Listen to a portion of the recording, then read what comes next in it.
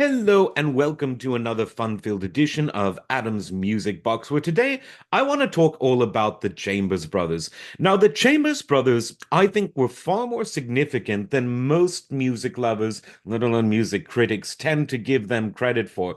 They rose to prominence at a time when the worlds of R&B on the one hand and rock and roll on the other were starting to diverge because, of course, early rock and roll was an outgrowth of R&B, and in their early days, the definitions between the two of them, the distinctions rather between the two of them, were pretty oblique, but those differences tended to grow as the 60s progressed. Not so for the Chambers Brothers, because they did something very interesting.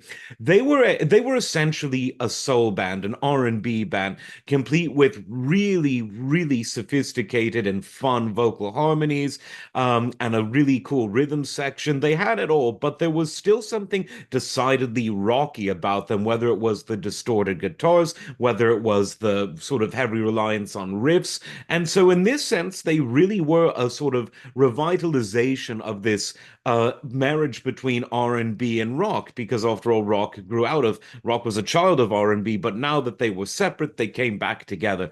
Very strange family tree. There were, of course, family members in the Chambers brothers, because unlike the Righteous brothers, who were not brothers, like the Isley brothers, the Chambers brothers were brothers. Hope you're not confused yet. So let's talk about the music. By far and away, their biggest musical success came in 1966 with the album The Time Has Come, and the track Time Has Come Today, a pseudo title track, if you will, really took the radio by storm. People loved it because of the echoey percussion that was supposed to sound like a cuckoo clock, and just the whole sort of hypnotic riff in the song, the theme of Time Has Come Today, really good singing. It really had it all. And of course there was a single version that was edited down, but the full 11-minute version was just the perfect soundtrack for the dawning of the psychedelic era in music. I always loved that song, but the group is really more than that because they were quite prolific in terms of the albums that they put out. People Get Ready from 1965, and it of course featured the song of that name, a wonderful album, as was the follow-up Now, a kind of flower power rock and roll soul album, and those two were before Time Has Come Today.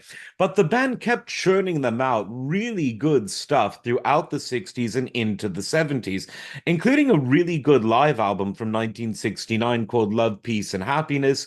It was recorded at the Fillmore East, and you really get to see that this was a band that could play.